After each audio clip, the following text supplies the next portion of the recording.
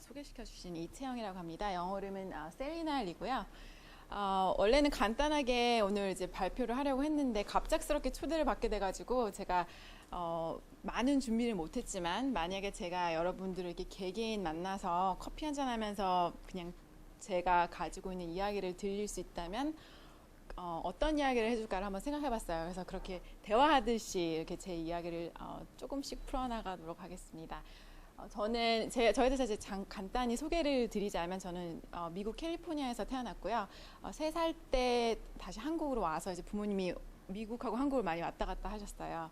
그래서 한국에서 초등학교를 마치고 다시 미국 캘리포니아로 돌아갔습니다. 그래서 한국에서는 교육받은 거는 이제 초등학교고 미국 캘리포니아에서 중고등학교를 나오고 아까 말씀하셨듯이 대학교를 MIT로 진학을 해서 졸업하고 금융업계에서 일을 했었어요. 메릴린치에서 인수합병 담당하는 아날리스트 일을 하고 그 다음에 이제 법대로 진학을 했습니다. 그래서 법대를 진학을 해서 UC 버클리에서 공부를 해서 법학 학위를 받은 다음에 뉴욕으로 가서 뉴욕주 변호사로 지금 활동을 하고 있습니다. 그래서 아마 이렇게 가끔 사람 저한테 궁금하게 물어보세요. 이렇게 막 바꾸고 MIT를 갔다가 과학 쪽 이런 쪽 갔다가 또 법대로 갔느냐 이러한 여러 가지 이제 저도 이제 인생에 대해서 고민을 많이 했겠죠.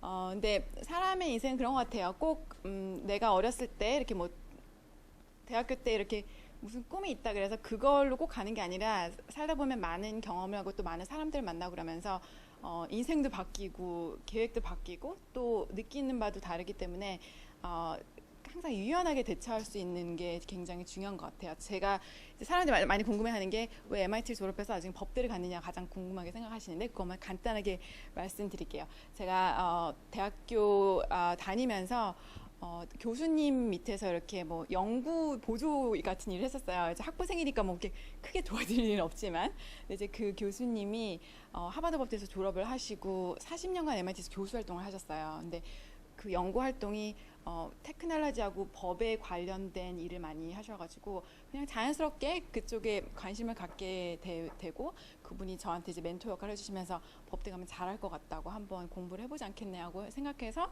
이제 그때 관심을 가지게 된 겁니다.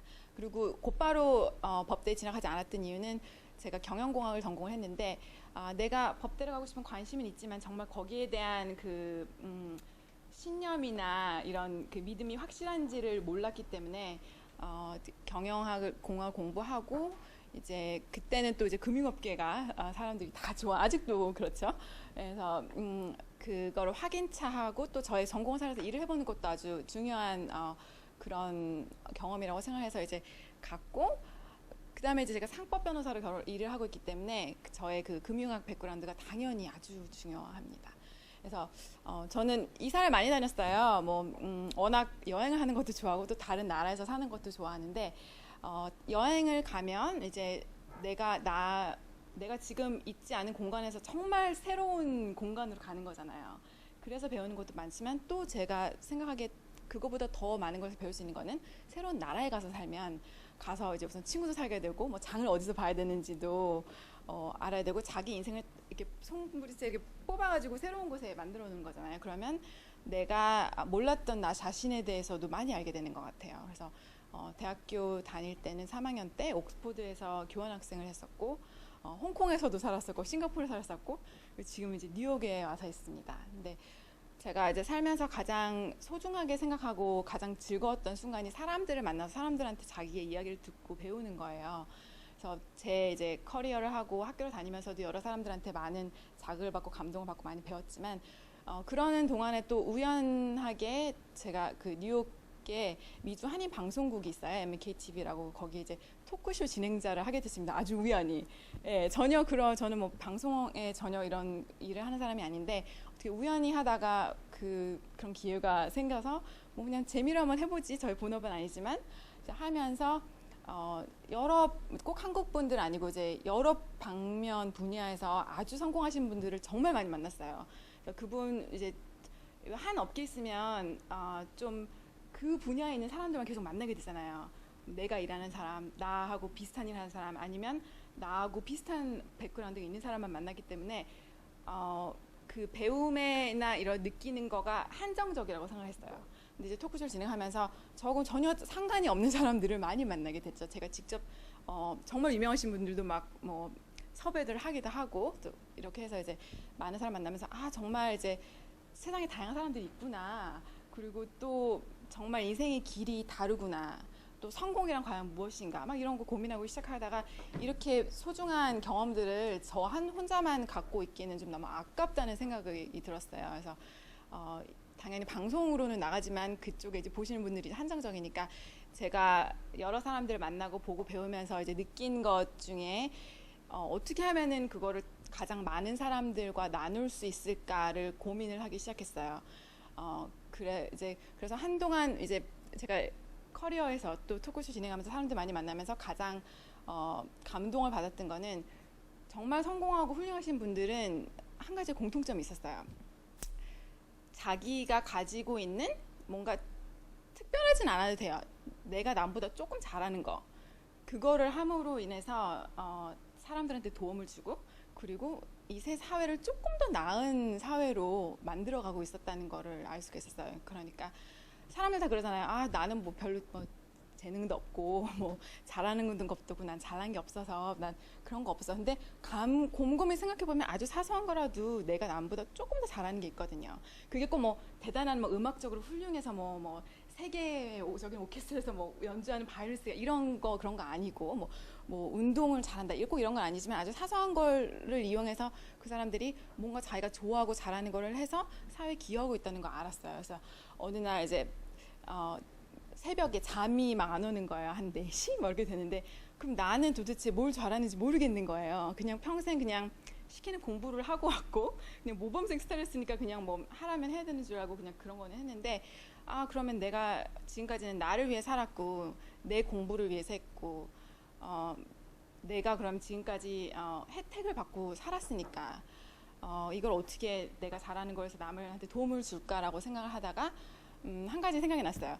그럼 내가 제일 잘하는 거 좋아하는 게 뭘까? 그래서 사람들하고 얘기하는 거, 그리고 그 사람들한테 얘기를 듣고 배우는 거. 그래서 이제 토크쇼를 진행하면서도 너무 그게 재밌고 즐거웠었어요. 그래서 그러면 가장 이것을 이용해서 사람들한테 도움을 줄 수 있는 방법은 책을 쓰면 어떨까라는 생각이 갑자기 그 새벽에 딱 들었어요. 한 4시, 5시 이때쯤. 근데 그게 막 무슨 신의 계시처럼 이거는 내가 꼭 해야 된다는 막 그런 하면서 갑자기 막 가슴이 뛰고 막 설레기 시작했어요. 근데 지금 와서 생각해보면 좀 무모한 도전이죠. 왜냐하면 저는 그때 이제 내가 가장 도움을 주고 싶은 사람들은 한국에 있는 사람들이고 이 배움과 이런 느끼고 이렇게 제가 받은 감동들을 한국 사람들한테 나눠주고 싶다는 생각을 했어요. 당연히 미국에서 출판할 수 있었지만 그래서 한국에서 출판을 하기로 생각했는데 제가 처음에 이제 너무 기분이 좋아서 이제 부모님한테 전화를 했더니 가족들이 다 약간 비웃었어요. 왜냐면 제가 한국에서 초등학교밖에 안 났는데 한글로 글을 써서 출판을 한다는 게 좀 말이 안 되죠.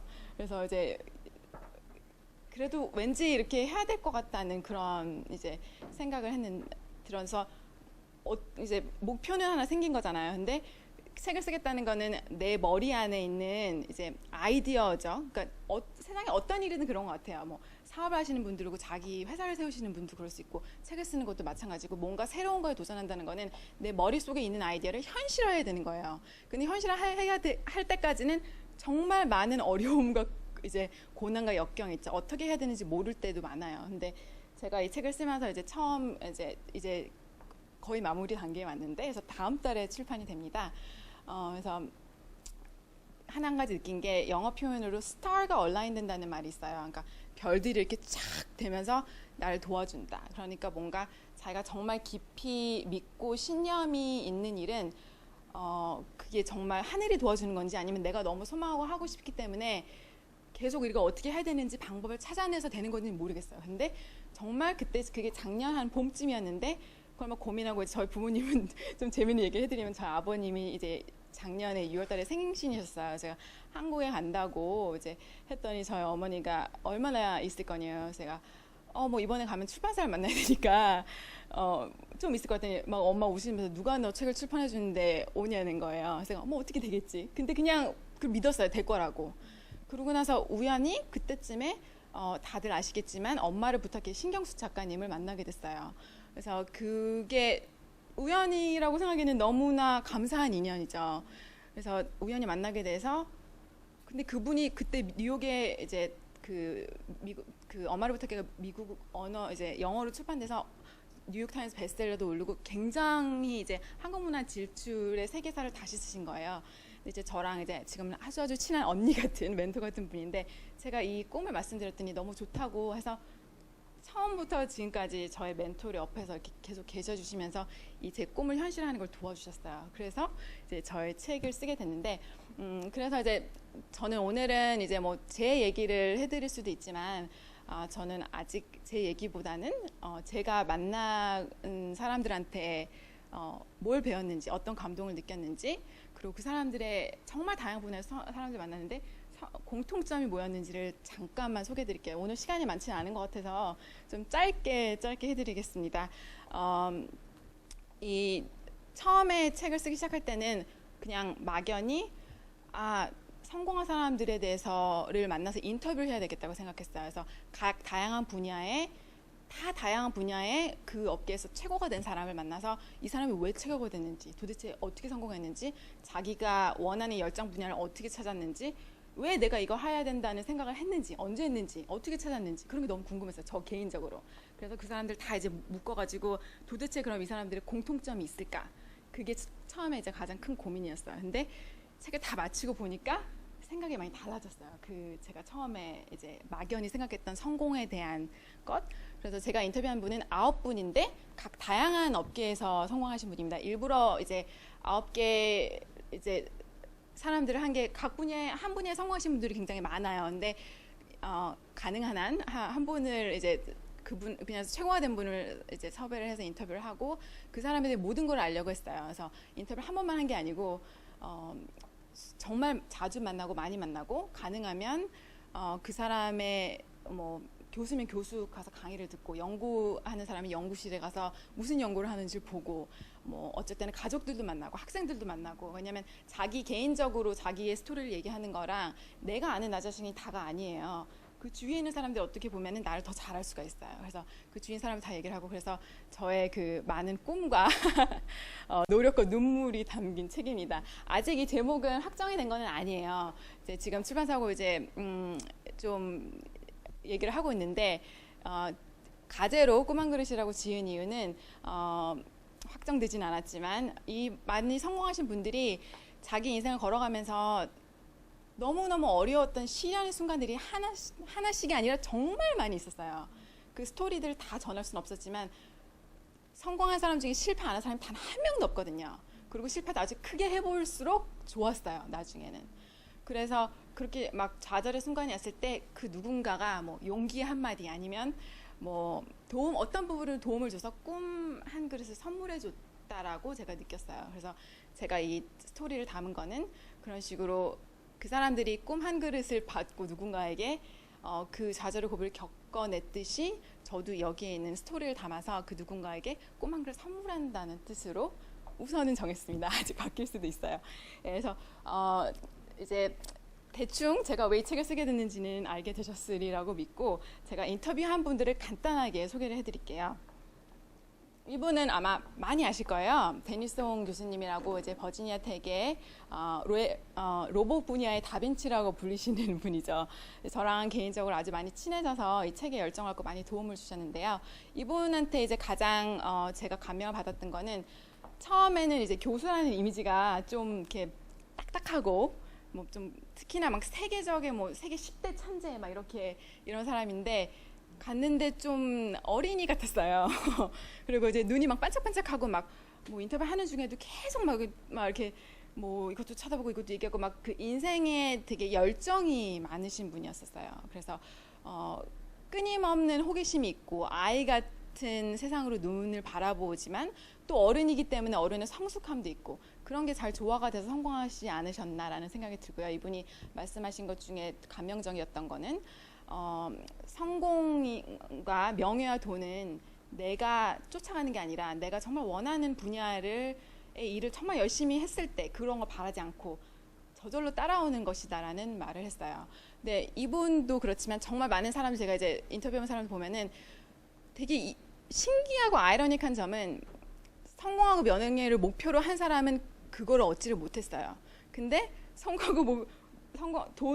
돈과 명예 성공을 목표로 하지 않은 사람은 오히려 성공을 했어요. 그게 왜 그러냐면 세상이 너무너무 지금 많이 경쟁이 심하잖아요. 그 업계에 가거나 누구나 정말 잘하는 사람들이 있어요. 근데 이거를 내가 무슨 일을 해야 되는데 이게 그냥 나에게는 직업일 뿐인 사람은 절대 탑이 될 수가 없었어요. 이분은 자기 일이 자기 취미 생활이에요. 그래서 저한테 이거는 책에 쓰지 말라고 하면서 저는 돈을 학교에서 한 푼도 안 줘도 이걸 할 거래요.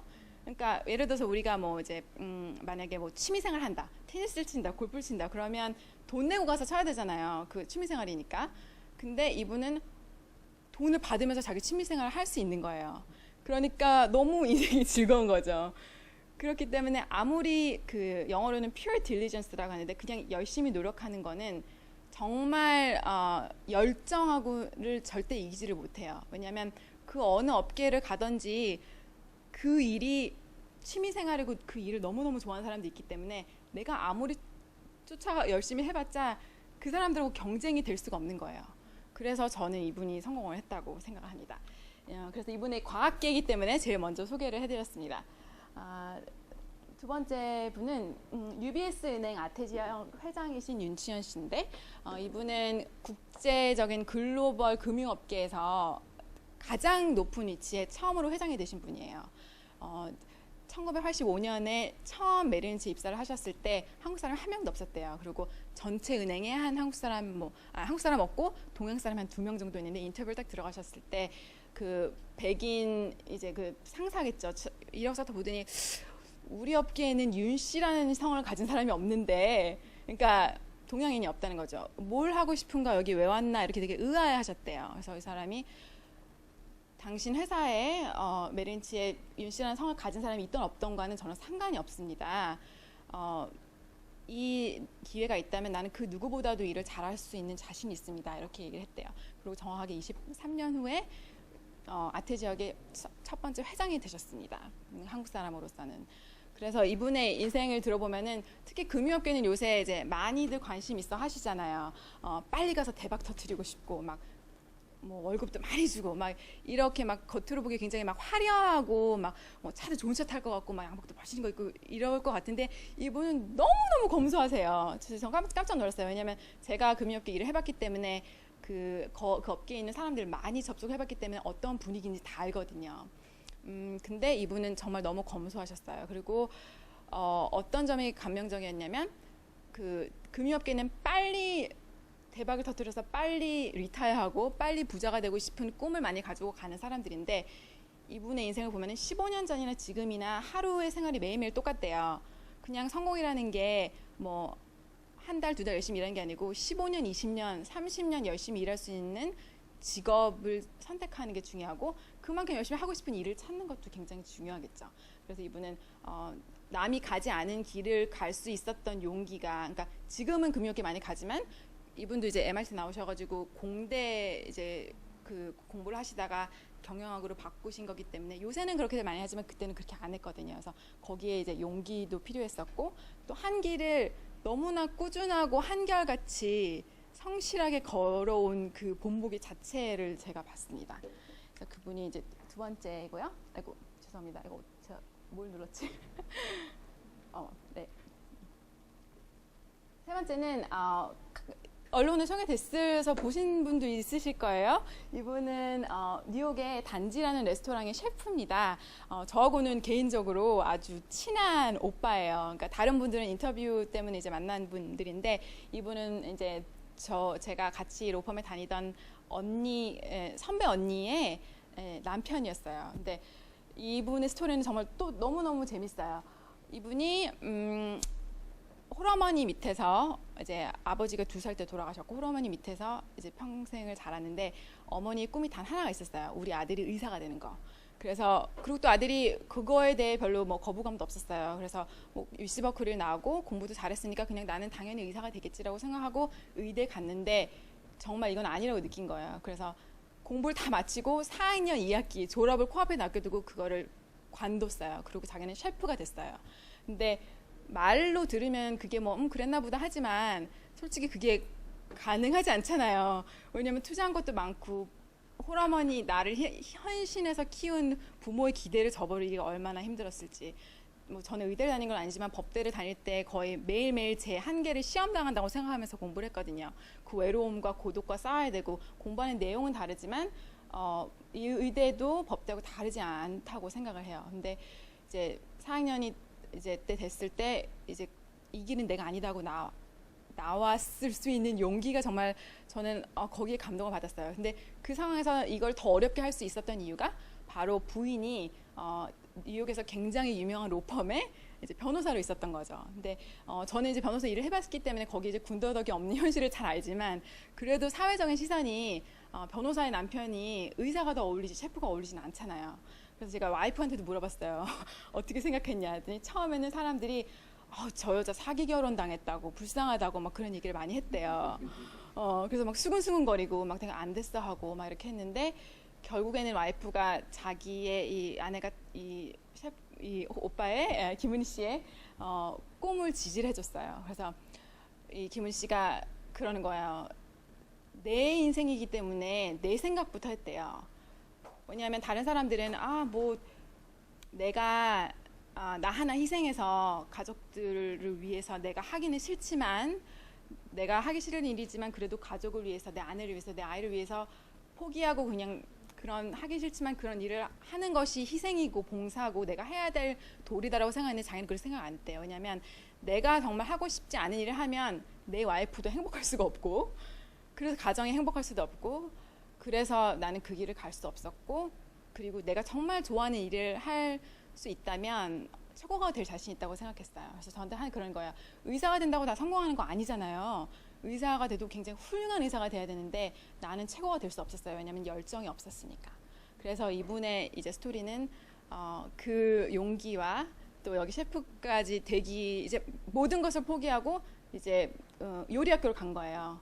근데 거기서 이제 어떻게 여기까지 와서 처음에는 사람들이 이제 뭐 이 사람이 이제 지금 단지라는 레스토랑을 이제 뉴욕에서 냈는데 아주 파격적이에요. 왜냐하면 뉴욕에서는 이제 한인타운에 가면 사람들이 이제 한국 음식을 먹는데 한국 사람들이 가기는 좋지만 미국 사람들한테 쉽게 다가갈 수 있는 한식이 없어요. 그리고 지금 굉장히 이 단지 레스토랑 굉장히 고급식으로 고급까지는 아니지만 미국 사람들이 가서 아무 부담 없이 제가 이제 자주 가는데 가면 뭐 한 5, 60대 되는 백인 부부 커플이라든지 이런 사람들이라서 아무렇지도 않게 막 1시간 동안 기다리고 주문해서 밥 먹고 가면 되게 뿌듯해요. 근데 처음에는 사람들이 무슨 한식이 그렇게 비싸냐 양이 작냐 이렇게 얘기를 하는데 이 사람이 해낸 것은 한식의 세계화에 하나 기여를 한 거죠. 왜냐하면 한식도 고급이 될 수 있다. 그리고 한식도 세계적으로 인정받는 음식이 될 수 있다. 그래서 작년에 한국 음식의 셰프로서는 최초로 미슐랭 스타라는 것을 받았습니다. 미슐랭 스타가 만약에 영화로 비교하면 뭐 오스카 시상식이나 노벨 시상식이나 이런 정도 되는데 그러니까 역사를 새로 쓴 거예요. 다른 사람들이 불가능하다고 생각했던 것.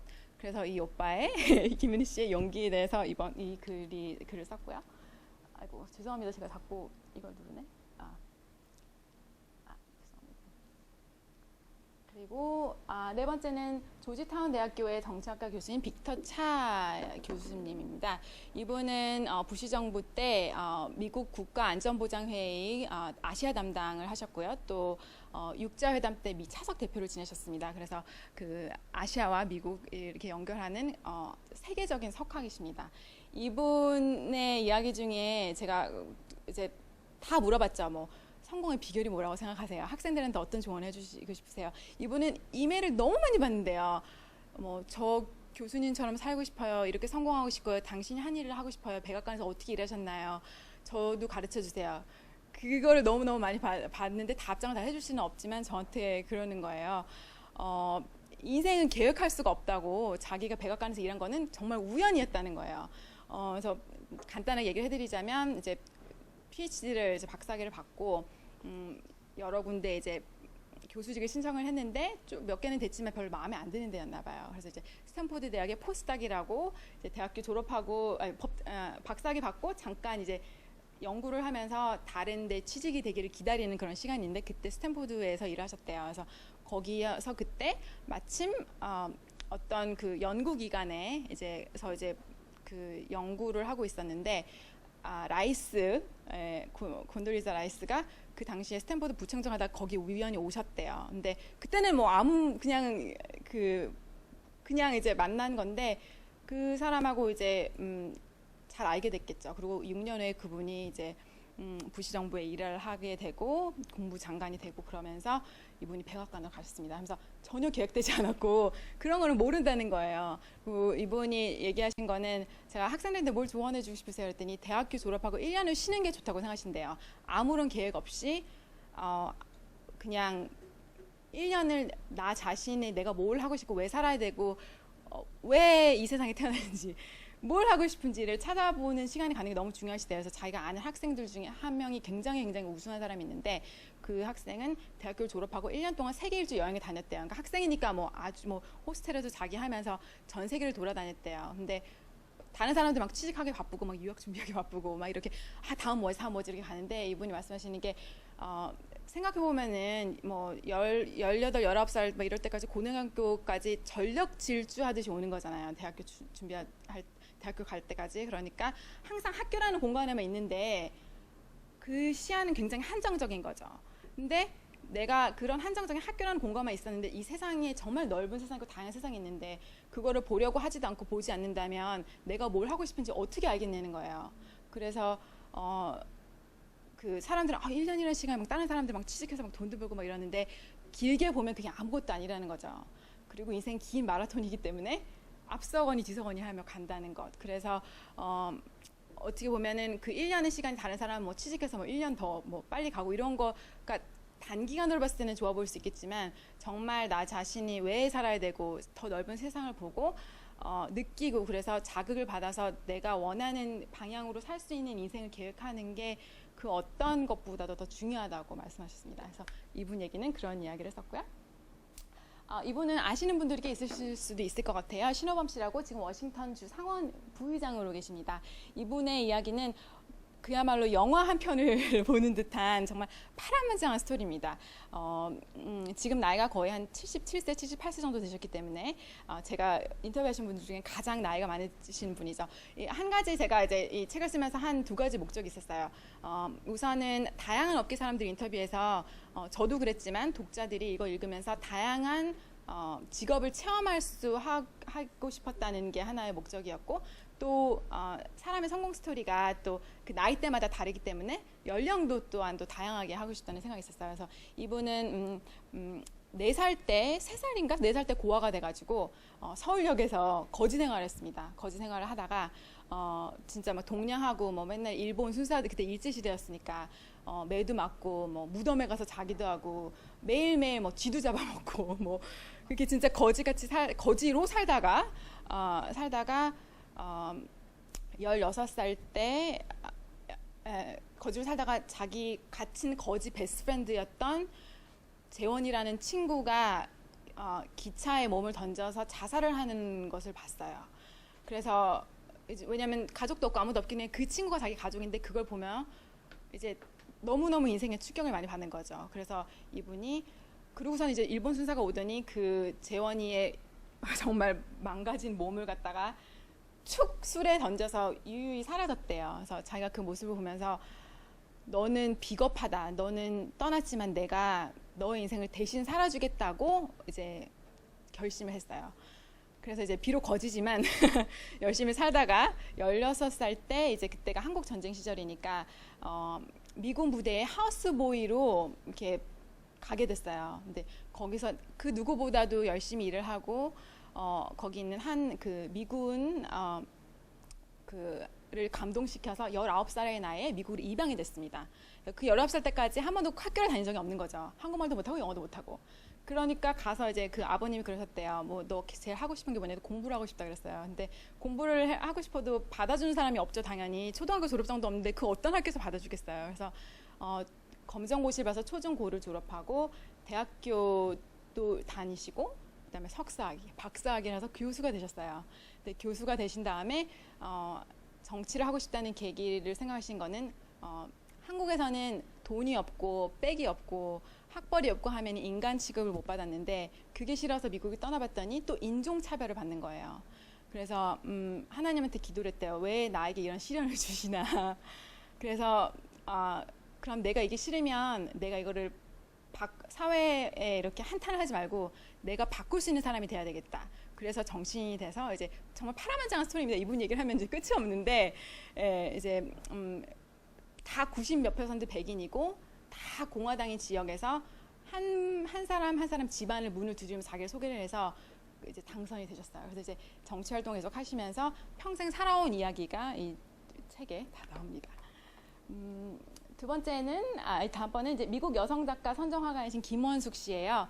이분은 이야기는 정말 재밌습니다. 그 19살의 나이에 이제 형제 8명 이제 둘째인데 굉장히 관심 밖에 아이를 자랐어요. 왜냐면 다른 형제들이 다 우수하고 별로 잘하는 게 없어서. 그래서 그게 싫어서 이제 19살에 와서 자기가 화가까지 된 거의 여정을 그리는데 이분이 저한테 하신 말씀 중에 정말 인상적인 게 있었어요. 저한테 그러는 거예요.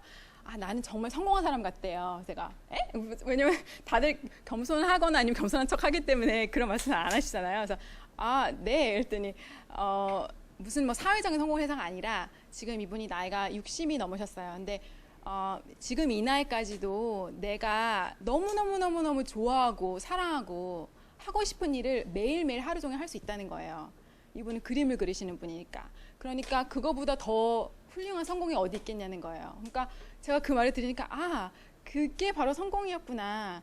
그리고 그게 바로 행복의 길이었구나라는 거를 느꼈어요. 그리고 이분이 하나 말씀하신 게 다른 사람들이 사람들의 시선을 너무 많이 인식을 하는데 솔직히 내가 뭐 어떻게 되면은 뭐 누가 제가 나보다 더 잘 나가고 뭐 얘는 취직되고도 좋은 학교 가면은 뭐 질투도 하고 막 이렇게 하는데 결국은 내가 나 자신한테 행복한 삶을 살아야 되는데 사회의 시선에 그걸 기대를 맞추지 말라는 거죠. 그리고 남은 별로 나한테 그렇게 크게 관심이 없어요. 근데 나한테는 내가 하는 일이 가장 중요하지만 남은 그렇게 관심이 없는데 나는 그 남이 어떻게 생각할지를 너무 의식하면서 나에게 진실된 삶을 살지 못하고 그 기대를 살다 이제 죽는 거예요. 그러니까 그 이분이 삶은 정말 선물인데 그 선물을 뭐 예를 들어서 이분이 마지막에 하신 말씀 중에 하나가 누가 나한테 이제 스카프를 줬는데 그 스카프가 색깔이 마음에 안 들면 마음에 안 들지만 그 선물이니까 그냥 받은 거잖아요. 달라 그래서 준 게 아니잖아요. 그러니까 뭐 소설 색깔이 마음에 안 든다 그래도 예쁘게 매고 즐기면 된다고. 인생도 똑같은 거라고 했습니다. 그래서 설사 나에게 주어진 인생이 꼭 내가 원하는 그런 게 아니어도 그걸 최대한 내가 이 안에서 할 수 있는 일을 하면서 즐기면서 살 수 있는 게 행복의 길이 아닐까. 그래서 이분을 만나면서 제가 자기가 하고 싶은 일을 하면서 남을 행복하게 해주고 그리고 또 자기 자신도 행복해지는 삶을 봤습니다. 이분의 이야기는 행복이고요. 제목 주제가 이분도 아시는 분들이 조금 있으실 수도 있을 것 같아요. 뉴욕시 브루클린 형사법원의 판사인 정범진 씨인데요. 아마 한 10몇 년 정도 전에 이분이 그 성경 시대에 비슷한 이제 다큐멘터리가 방송이 된 적이 있는데 이분은 어깨부터 밑에까지 아무것도 못 쓰시는 중증 장애인입니다. 원래 그렇게 태어나신 건 아니고 법대 다니는 시절에 교통사고를 당해서 완전 전신마비 장애인이 됐어요. 그래서 뭐 당연히 뭐 걸어다니는 거 못하고 항상 휠체어에 있으셔야 되고 소변이나 이분도 화장실도 혼자서 못 가시고 항상 누가 도와줘야 돼요. 근데 제가 이분을 만나러 이제 같이 이제 한인 변호사 활동을 하고 있기 때문에 몇 번 뵌 적이 있는데 이제 인터뷰를 이제 섭외해가지고 처음 만나러 왔을 때 식사를 했는데 굉장히 깜짝 놀랐어요. 왜냐면 콜라가 여기 앞에 이제 왔는데 저한테 이렇게 끌어달라고 하시는 거예요. 왜냐면 이렇게 앞으로 몸을 숙일 수가 없기 때문에.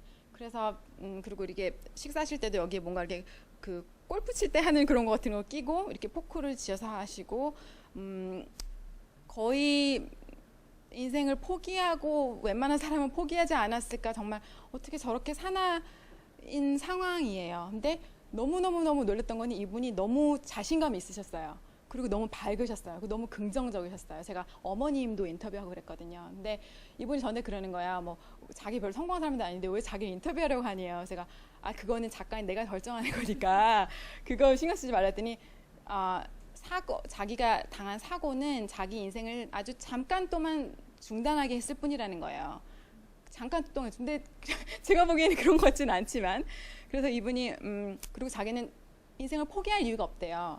어떤 사람들은 과연 이 사람의 인생이 날까 아니면 무기수가 날까, 평생을 감옥에 살아야 되는. 왜냐면 이 사람이 이분이 이제 판사시니까. 근데 자기는 자기가 난 것 같대요. 다른 사람은 그렇게 할 것 같지 않대요. 왜냐면 휠체어를 타고라도 세상을 볼 수가 있잖아요. 그리고 이제 당연히 힘든 시간이 있었죠. 정말 자살을 생각해 보기도 했고, 내가 왜 이러고 살아야 되나, 왜 나에게 이런 시련이 있나. 그래서 이제 어느 날은 이제 회사를 가는 길에 보면 옆에 그 공동묘지가 있는데, 나도 공동묘지 있는데 내가 죽으면 저기 나도 묻힐까, 내가 정말 이렇게까지 하면서 꼭 이 세상을 살아야 되나라는 막 그런 질문을 하다가 그런 생각했대요. 지금 내가 너무너무 답답해하는 거는 어디를 내 자유스럽게 내 몸을 움직이지 못하는 건데, 내가 죽으면 조그만한 박스, 관 안에 갇혀서 정말 꼼짝 못하게 되는 거잖아요. 그러니까 그렇게 되느니 차라리 나는 휠체어를 타고라도 세상을 보고 싶다. 그래서 이제 그 법대 이제 2학년 때 이 사고를 당하셨는데, 다시 법대 복귀를 하셨고, 변호사 시험을 통과하셨고, 검사를 거쳐서 검사에서도 가장 유능한 검사로 인정을 받았어요. 그래서 이제 판사로 임명이 되셨습니다. 그래서 그분의 그 역경과 고난을 이겨낸 스토리가 이 스토리고요. 이분은 미국 부동산 개발 회사 YW 영우 앤 어소시에이트의 공동대표 마가렛 리시인데요. 이분의 이야기는 좀 또 특별합니다. 이분의 남편분이 강익중 씨라고 세계적인 설치 미술가세요. 그래서 두 분이 각 업계에서 굉장히 성공하셨어요. 와이프하고 이제 아내하고 남편이 둘 다다. 그래서 왜냐하면 대부분 제가 이 책을 쓰면서 정말 많이 가슴이 아프고 그랬던 게, 성공한 여자가 성공한 남자보다 현저히 부족하다는 걸 느꼈어요. 근데 그게 지금 우리 세대는, 좀 젊은 세대는 많이 바뀌기를 원하지만, 적어도 성공을 벌써 하신 분들은 좀 나이가 있으신 분이기 때문에 아마 그때 시절에는 여자의 역할이 밖에 나가서 사회적인 성공을 이루는 게 아니라 집안에서 내조를 잘하고 아이를 잘 키우는 거였기 때문에 그럴 수도 있어요. 하지만 앞으로는 많이 바라기를 원하는 소망이 있습니다. 그래서 이분이 이제 스토리는 한 여자가 정말, 이분은 이 부동산 회사에서 공동 대표로 있으시면서 동양 사람은 단 한 명도 없고, 또 동양 여자는 여자도 없고 동양 없는 그런 업계에서 혼자 이뤄내신 거예요. 자기 이제 파트너하고 같이. 그런데 동양이고 동양 사람도 없고 여자도 없는데 거기서 이제 파트너로 있으신 분이 이분밖에 없습니다. 그래서 제가 처음에는 이 두 분이 너무 성공하셨기 때문에 도대체 어떻게 둘 다 성공을 했을까, 그러니까 너무 궁금했어요. 그래서 갔던 이제 두 분을 다 인터뷰하고 만났거든요. 그랬더니 그 파트너십이 너무 중요했다는 거예요.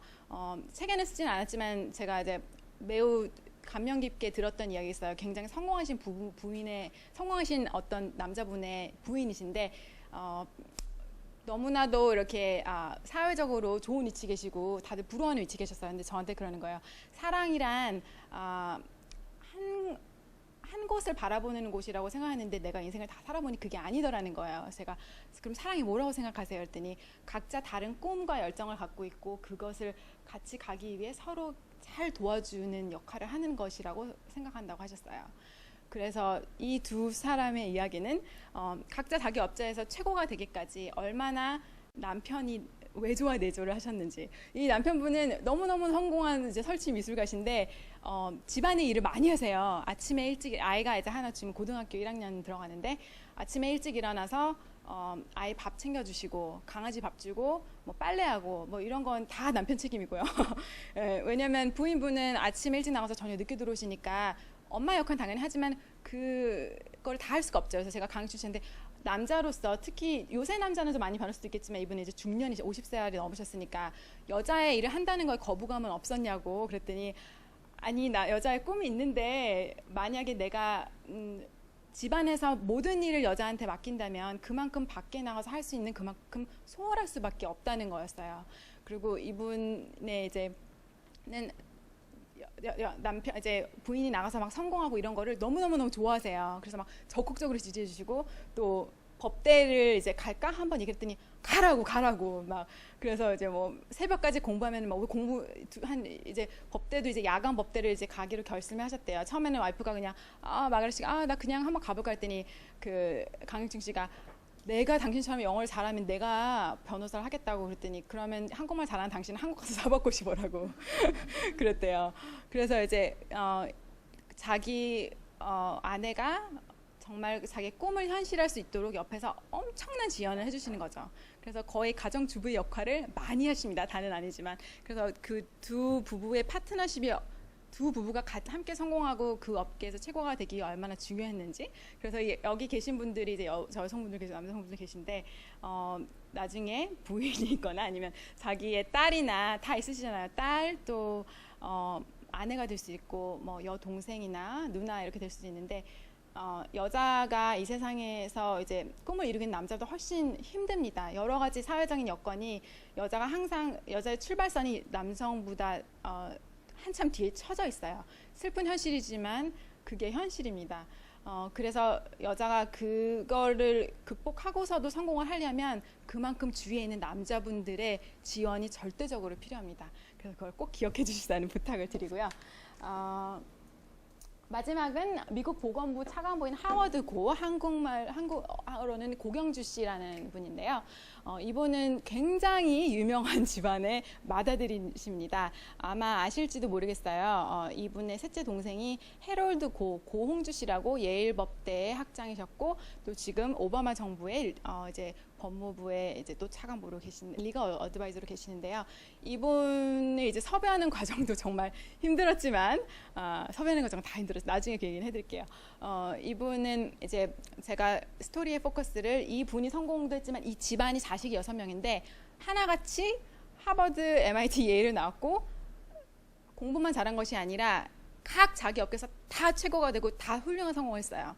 그래서 너무 궁금해서 너무 심하잖아요. 뭐 집안에 보면은 뭐 한두 명 공부 잘하고 좀 뭐 한두 명 좀 별로인 애들도 있는데 어떻게 하나같이 그럴 수가 있는지 이거는 뭔가 부모 교육이 특별하다고 생각했어요. 그래서 제가 이 어머님을 직접 만났습니다. 그래서 어머님한테 다 물어봤어요. 자식 교육 어떻게 했는지, 어렸을 때 어떻게 키웠는지, 형제들이 다 다른 분야에 갔는데 그 어떻게 꿈을 도와주었는지. 근데 이제 가장 중요했던 거 하나는 사람들이 공부를 하는데 왜 공부를 해야 되는지 생각을 안 하고 공부를 잘하기 위해서 공부를 해요. 그냥 공부를 잘하기 위해서. 그래서 이분은 공부를 잘하기 위해서 공부를 하지 말고 네가 무슨 공부를 어떻게 해서 사회에 도움이 될 것이냐를 먼저 생각하라고 하셨대요. 근데 거기에 대한 이제 확실한 목표 의식이 생긴 거예요. 아, 나는 무슨 나중에 무슨 일을 해서 사회에 도움이 될 거기 때문에 이 공부를 열심히 하겠다는 뭔가 이렇게 동기부여가 되는 거죠. 그래서 왜 해야 되는지, 내가 이걸 해서 어떻게 나의 주위의 사람들이나 사회에 또 국가에 도움이 될 수 있는지를 항상 먼저 생각하라고 하셨대요. 그리고 우수한 사람이 되기 전에 먼저 인간미를 갖춘 사람이 되라. 그러니까 재승덕이라고 하죠. 재주가 덕을 넘지 마라.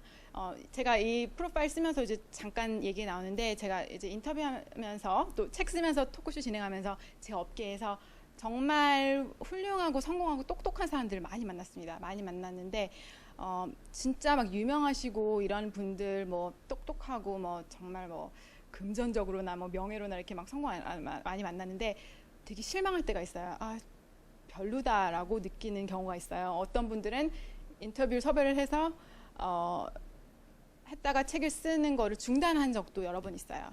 그분이 만약에 책을 쓰셨으면 더 책의 인기에 도움이 되실 수도 있겠죠. 근데 저는 그렇게 하기 싫었던 이유가 내가 너무 잘났기 때문에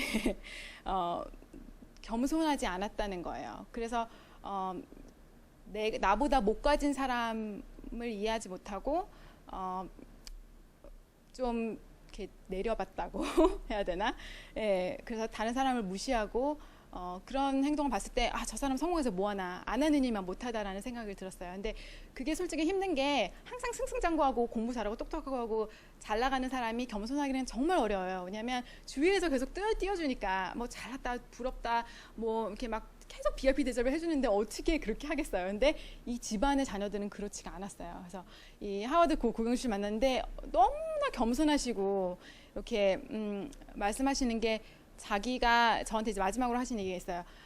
제가 마지막으로 이제 학생들한테 전해주고 싶은 이야기가 뭐가 있냐고 그랬더니 봉사하는 삶을 살수록 더 의미 있는 삶을 살 수 있습니다.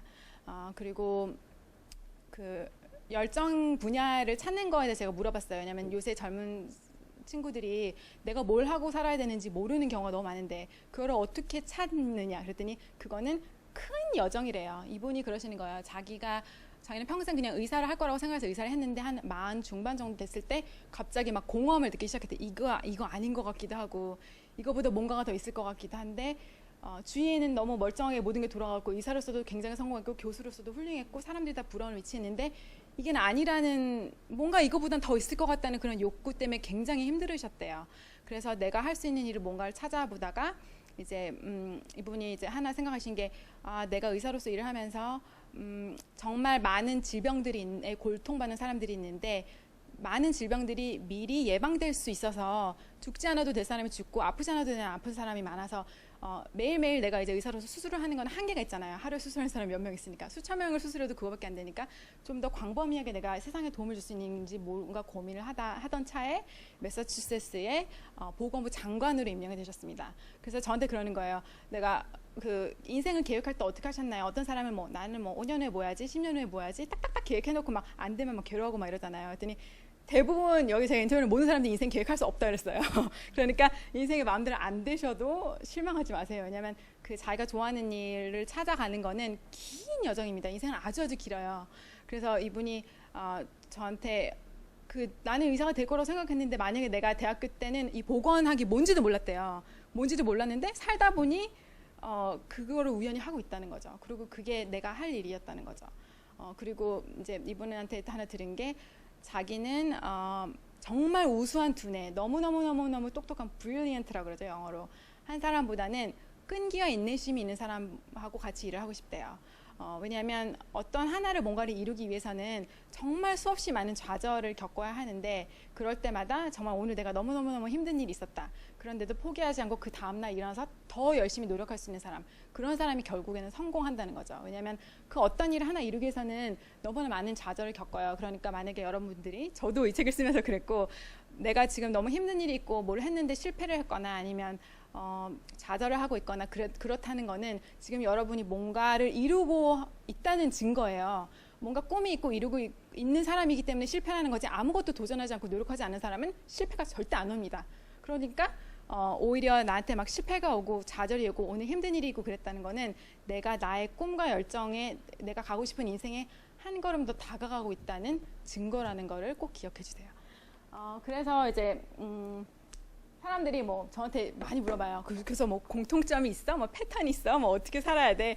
근데 결국에는 보면은 공통점이 있긴 있죠. 있긴 있는데 몇 가지만 말씀드릴게요. 처음에는 제가 이제 책을 쓰기 시작하면서 성공이란 뭔가에 대해서 이제 굉장히 궁금했어요. 왜 성공은 뭔가, 성공은 어떻게 하는가, 이 사람들은 어떻게 해서 탑이 됐을까라고 연구를 했는데 결국에는 성공이라는 정의는 자기 자신이 내리는 거예요. 왜냐하면 저 사람한테 행복한 인생과 성공이 나의 성공한 인생이 될 수는 없어요. 왜냐하면 저 사람은 저런 걸 해서 좋아하는데 제가 보기에 가장 안 좋은 시나리오가 나는 이 일을 좋고 이렇게 좋은데 누가 옆에서 몰래서 되게 잘 나가. 그래서 부러워. 그래서 그거 하면은 거의 이제 실패 기로 가는 거죠. 그 앞서거니 뒤서거니 하면서 인생을 가잖아요. 그러니까 주위의 시선을 많이 이렇게 의식하지 않고, 이걸 이제 책을 쓰면서 여러 가지 이제 공부를 제가 많이 했습니다. 그래서 사람들이 죽기 전에 하는 5가지 후회가 있대요. 어떤 사람이 이제 책을 썼는데 그 죽기 한 몇 년 전에 있는 사람들을 이제 간호하는 간호원인데 공통점을 발견했대요. 5가지 중에 가장 큰 후회가 내가 남의 시선을 의식해서 남을 위한 인생을 살았지 나를 위해 살 수 있는 용기가 없었다는 거, 그리고 내가 나의 꿈을 절반도 이루지 못했다는 거, 그리고 그 잘못은 결국 나였다는 거, 그거를 후회를 한대요. 그래서 지금 보면은 사람들이 시야가 짧잖아요. 뭐 내일이 걱정되고 모레 걱정되고 당장 부모님이 기대해도 적응해야 되고, 근데 정말 내가 원하는 인생을 살고 싶고 내가 행복해지는 길을 가기 위해서는 끊임없는 도전과 용기가 필요합니다. 뭘 하나를 이루기 위해서는 신혈이 없는 일이 없고 도전이 필요 없는 일이 없고 그렇습니다. 그래서 자기가 이제 하고 싶은 일을 판단하는 과정도 사람마다 다 달라요. 어떤 사람은 아까 말씀드린 데니슨 교수님 같은 경우는 7살 때 스타워즈라는 영화를 보고 난 저거야, 나는 커서 로봇 공학자가 돼서 평생 저걸 할 거야 라고 해서 그거를 평생 해오신 분이 있는가 하면 또 어떤 분들은 정말 커리어를 많이 바꾸셨어요. 그러니까 그 길이 다 다른 거예요. 남하고 비교하지 마세요. 왜냐하면 그 사람은 그 사람의 인생이 있고 나는 나의 인생이 있는데. 그리고 제가 이 김원숙 화가 글을 쓰면서 하나 이제 쓴 거는 그 질투라는 감정이 인간이 가진 감정 중에 가장 기본적인 거래요. 아주 어린 애기한테서도 나타나는 감정인데 그게 결국엔 가장 인간을 불행하게 하는 거죠. 왜냐하면 정말 그래서 정말 현명한 사람은 남이 가지고 있는 무언가 때문에 내가 갖고 있는 행복을 망치지 않는데요. 왜냐하면 내가 저 사람을 질투하고 부러워하는 거는 저 사람이 갖고 있는 뭐 학벌, 돈, 명예 그게 있으면 내가 행복할 것 같아서 저게 부러워하는 건데 그 질투하는 감정 자체가 나를 제일 불행하게 하고 있는 거죠. 그 행복을 막고 있는 거죠. 그래서 어느 정도는 자극이 될 수는 있어요. 뭐, 저 친구가 저렇게 열심히 하는데 나도 자극을 받아서 동기부여서 열심히 하겠다. 그건 아주 긍정적인 효과인데 그게 지나치면 나를 불행하게 만들 수 있다는 거. 그래서 결국에 성공하는 길은 내가 내 자신한테 솔직해야 되고 뭔가 이렇게 내 내면을 들여다볼 수 있는 시간이 너무나 필요해요. 그래서 너무 엘리트 코스로 전력 질주하는 사람은 오히려 그런 시간이 없는 것 같아요. 실패라고 좌절하고 회사에서 해고당한 거나 학교가 뭐 안 되거나 뭔가 시련이 있었을 때 사람들이 더 많이 이렇게 성숙하고 뭔가 배우고 느끼고 또 더 겸손한 사람이 되고 더 나은 사람이 될 수밖에 없거든요. 그래서 이제 그런 얘기를 들었는데 사람들은 다 성공하고 싶어하고 좋은 사람이 되고 싶어하고 훌륭한 사람이 되고 싶어하고 더 현명한 사람이 되고 싶어하는데 그러기 위해 가장 필요한 거는 실패였다는 거. 그리고 이제 시간이 오늘 많이 없으니까 다는 얘기 못 드리겠지만 이분들이 가진 이제 공통점 중에는 당연히 자기가 하고 싶은 일을 했다는 거. 너무나 당연하지만 너무나 사실입니다. 그래서 내가 뭘 좋아하는지를 찾는 것도 오래 걸릴 수도 있어요.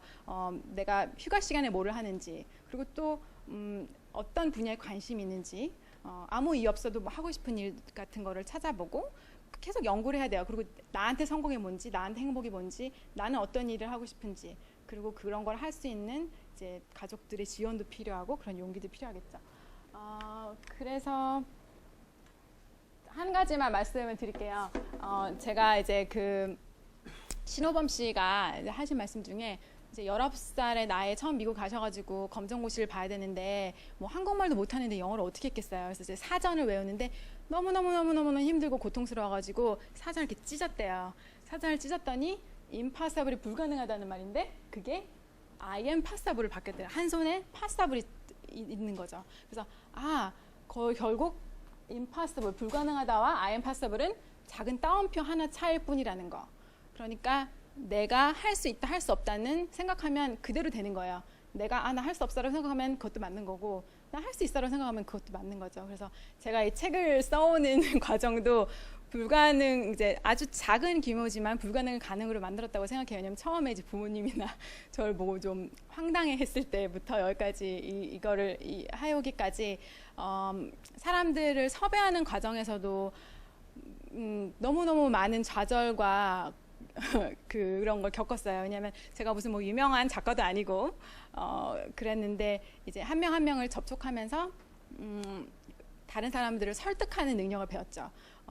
뭐 개개인마다 다 설득하는 방법이 달랐고 또 그렇게 하기 위해서는 갑자기 비행기 타고 날아가기도 하고 뭐 어디 큰 행사에서 막 30초 안에 여러 막 사람들 앞에 둘러싸인 VIP한테 제 그 아이디어를 피력해야 되기도 하고 정말 많은 걸 하면서 이거를 이뤄냈습니다. 그러니까 여러분들이 사시면서 이렇게 뭔가 이렇게 꿈과 열정을 가지고 갈 때 저는 현실에 안주하지 말라고 부탁드리고 싶어요. 왜냐하면 인생이 길고 지금 많이 어리시잖아요. 그러니까 정말 죽기 전에 내가 웬만큼 해보고 싶었던 건 다 해봤다. 제가 이 책을 쓴 것도 무슨 이유였는지 모르겠지만 아주 어렸을 때부터 이제 책 읽는 걸 좋아해서 언젠가는 내 이름을 가진 책을 쓰고 싶다는 소망이 있었어요. 그래서 그게 어떤 책이 될지 모르겠지만 그걸 항상 염두에 두고 있으니까 어느 날 거기에 대한 아이디어가 왔고 그걸 이룰 수 있는 길이 생겼어요. 당연히 그걸 이루기까지는 정말 많은 고통을 겪어내야 됐지만 그렇지만 내가 정말 소망하고 원하는 일을 할 수 있는 거는 내가 그걸 정말 원하니까 아무리 힘든 고난과 역경도 극복을 해낼 수 있는 힘이 있는 거예요. 그래서 9명의 인생 여정도 그랬고 제가 이 책을 쓴 경험도 그랬습니다. 그래서 오늘 들어주셔서 너무 감사드리고요. 혹시 이거는 제 이메일 주소인데요. 혹시 질문 있으시면 이 연락처를 드리고요. 혹시 질문이 있으신 분 있으신가요? 아니면 9명의 인터뷰 하셨다고 하셨는데 네. 처음에 인터뷰 하시는 분이 몇 명이에요? 중간에 보니까 사회적으로 굉장히 성공했지만 네. 단순하지 않아서 처음에는 이제 생각을 한 10명 이상 이렇게 막연히 생각했어요. 뭐 12명, 10명 정도라고 생각을 했는데 처음에 생각했던 분량보다 한 사람 분량이 굉장히 길어요. 한 2배 정도 돼요. 그래서 이 시간이 한계적으로 있었기 때문에 한 사람 여러 사람에 대해서 좀 가볍게 쓰던지 아니면 사람의 그 수보다는 한 사람의 인생을 정말 깊게 파헤칠 수 있게 아주 깊게 쓰든지 그래서 그렇게 깊게 쓰는 거를 이제 선택을 했고요. 또 9명을 고른 이유가 있습니다. 사람들이 10명을 중요하게 생각하는데 이 10번째 주인공은 여러분이에요. 그래서 이 책을 보면은 10번째에 자기 이름을 쓰도록 제가 비워놨어요. 그리고 뒤에 보면 그 공백 이제 그냥 종이가 끼어 있습니다. 책의 부분이에요. 그러면 내가 만약에 정말 내가 원하는 분야에서 성공을 해서 이런 사람이 되면 누군가가 나를 이렇게 해서 인터뷰를 하고 싶어 한다면 나는 이런 스토리를 들려주고 싶을 거야를 직접 적을 수 있도록 그리고 내가 이루고 싶은 뭐런 비전 같은 거에 이제 사진도 넣을 수 있도록 그래서 자기가 항상 언젠가는 나도 10번째 사람이 돼야지 라고 만들어 드리기 위해 9명을 썼습니다. 네. 처음에 선정했다가 떨어진 사람이 몇 명이냐고 지금 한 3명 정도 됩니다. 많지 않네요. 네. 네. 네. 저의 꿈이요? 꿈 너무 많습니다. 저는 이제 막 호기심이 많아가지고 하고 싶은 게 너무너무너무 많아요. 그래서 저희 이제 프로필 중에 나오는 게 있는데 이제 저 이제 며칠 전에 이제 저 이제 앞에 이제 책 뒤에 이렇게 껍질 보면은 이제 나오잖아요. 그래서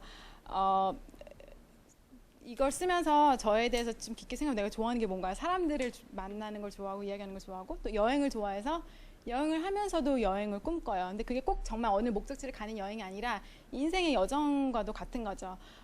어떤 사람은 한 분야에서 이렇게 평생을 걸어오신 분이 있는가 하면 저는 다양한 업계를 경험했습니다. 그래서 딱 뭐 나는 이거 꼭 할 거야 한다고 인생이 되는 거 아니거든요. 그러니까 하나의 목표 빅터차 교수가 저한테 한 말 있어요. 하나의 목표를 정해놓고 가기는 하지만 너무 이렇게 앞만 보고 가면은 주위에서 뭔가 나에게 더 관심 있고 내가 더 좋아할 수 있는 일이 막 지나가는데 그거를 못 보고 지나칠 수가 있대요. 그럼 그 훌륭한 기회를 놓치는 거예요. 왜냐면 인생이 많이 변하기 때문에 뭐 내가 고등학교 때 꿈이 지금은 아예 필요 없는 직업일 수도 있잖아요. 세상이 변하면서 나도 같이 변해야 되는데 너무 이렇게 앞만 보고 달리지 말라는 거죠. 그래서 제 꿈은 수없이 많이 있습니다. 뭐 변호사로 계속 일을 할 수도 있고 아니면 저는 경영 쪽에 굉장히 관심이 많아요. 그래서 그 사람들 인터뷰하고 이런 사람들 많이 만나보면은 제가 이런 생각했어요. 어느 날은 내가 저 사람들이랑 직업을 바꿀 수 있다면 어떤 직업을 할까. 근데 교수님도 굉장히 훌륭하시지만 저는 한 곳에 앉아서 계속 연구를 하는 것보다는 나가서 직접 부딪히면서 뭔가를 이뤄내는 거가 저의 성격상 더 맞기 때문에 어떤 경영인이 되어보고 싶은 꿈도 있고요. 뭔가 이렇게 회사를 만들어 보고 싶은 꿈도 있고 여러 가지 있습니다. 그래서 지금 그 꿈을 하나하나 이뤄가는 진행 중이고요. 그리고 이 꿈은 제가 이루고 싶었던 수많은 꿈 중에 하나를 이룬 겁니다. 그래서 아마 다음 달 중순중에 출판이 될 거예요. 이름이 바뀔 수는 있지만 제 이름은 안 바뀌니까 찾아주시고 제가 나오는 대로 아마 중순쯤에 출간이 될 거고요. 그리고 7월 말이나 아마 8월 중순쯤에 또 서점이나 이런 데서 행사를 할 거예요. 그래서 또 다시 이렇게 제 이야기를 들을 수 있는 기회가 있으니까 그때 많이 관심을 가지고 지켜봐 주세요.